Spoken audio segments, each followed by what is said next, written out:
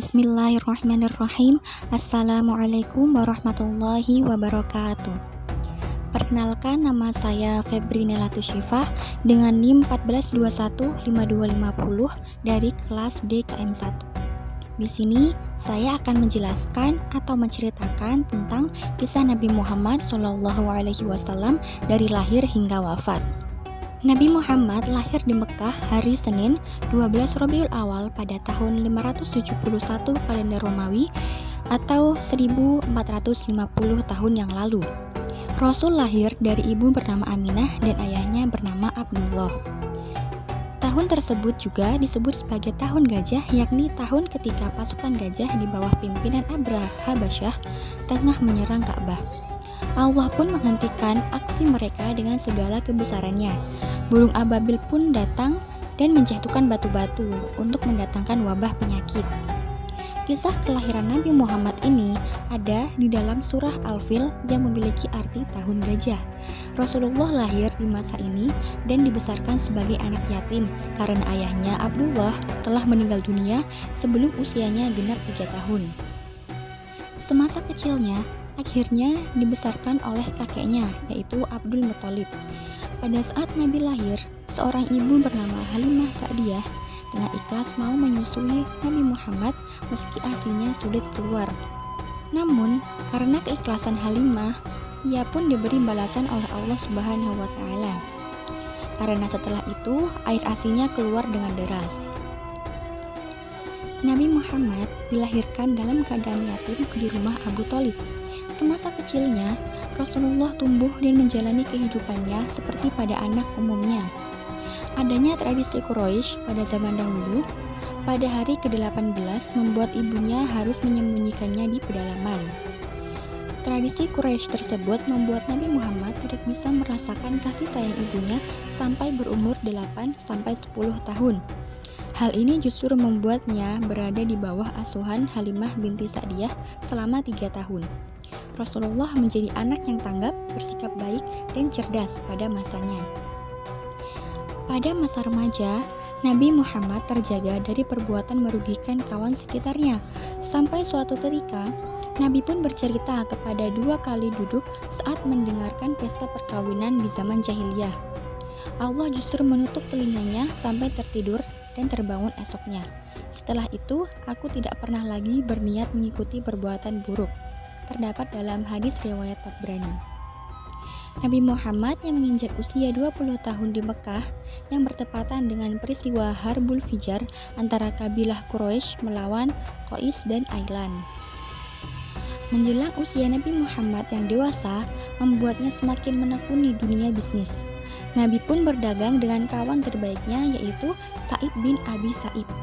Barulah pada saat berusia 25 tahun, Rasulullah menjalin kerjasama bisnis bersama wanita kaya raya, yakni Siti Khadijah.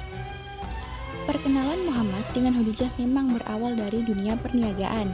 Perempuan ini biasa membiayai kafilah perdagangan Mekah ke Suriah untuk nanti membagi keuntungan bersama mitranya. Hal ini menjadi alasan bagi mereka berdua dalam melakukan perjalanan dagang tersebut. Banyaknya kegiatan perdagangan yang melibatkan mereka berdua membuat Khadijah merasa kian tertarik. Perempuan ini akhirnya mengutus seorang sahabatnya, yaitu Nafisah binti Umayyah, untuk menyampaikan keinginannya yakni melamar Muhammad. Muhammad pun menyampaikan kabar gembira ini kepada paman-pamannya, salah satunya yakni Hamzah bin Abdul Muthalib, lantas mendatangi rumah Huwailid bin Asad dengan Muhammad untuk melamar Khadijah. Maka menikahlah mereka berdua ketika Nabi berusia 28 tahun. Sebelum menjadi Rasul, Nabi Muhammad sudah mendapatkan beberapa karunia istimewa dari Allah seperti wajahnya terlihat bersinar dan bersih. Hal ini nyatanya menjadi pertanda kebesaran Allah yang menandakan akan datangnya Nabi terakhir dengan kedudukan tertinggi sampai akhir zaman. Nabi Muhammad mendapatkan sebuah mimpi ketika malaikat Jibril menghampirinya. Rasul pun sedang menyendiri di dalam gua Hira, tepatnya di samping Jabal Nur. Turunlah wahyu pertama yang ia bawakan dari Allah, yakni surah Al-Alaq ayat 1-4. Nabi Muhammad akhirnya memulai dakwahnya secara terang-terangan pada keluarga paling dekat, yaitu kalangan Bani Hashim. Hanya Ali bin Abi Thalib yang mau menerima dan memutuskan untuk beriman kepada Allah. Sementara Abu Thalib ikut melindungi Rasul saat berdakwah. Dakwah secara terang-terangan ini selalu mendapatkan pertentangan oleh kaum Quraisy.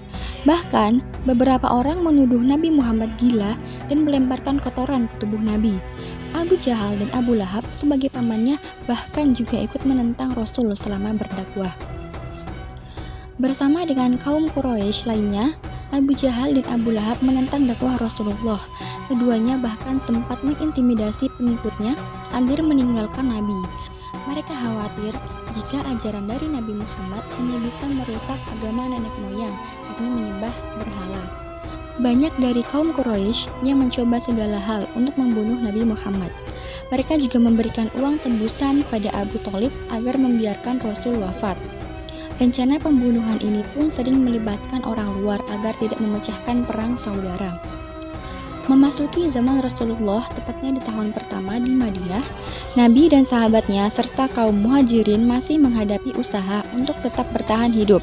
Hal ini karena tidak semua dari mereka merupakan orang berkecukupan, kecuali Utsman bin Affan. Kondisi kaum muslimin yang sudah mulai sejahtera di tahun kedua Hijriah, barulah muncul perintah zakat. Nabi Muhammad mulai sakit di bulan Safar tahun 11 Hijriah. Beliau sakit kepala dan demam hingga akhirnya membuat suhu tubuh meninggi. Kondisi ini terjadi selama kurang lebih 2 minggu. Rasulullah akhirnya mengunjungi rumah istri-istrinya dan tiba di kediaman Aisyah dengan badan sudah lemah. Nabi Muhammad berkata kepada malaikat Jibril, "Wahai Jibril, betapa sakitnya sakaratul maut ini."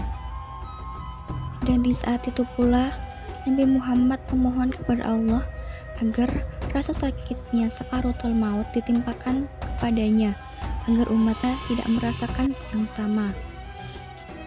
Tubuh Nabi Muhammad semakin melemah.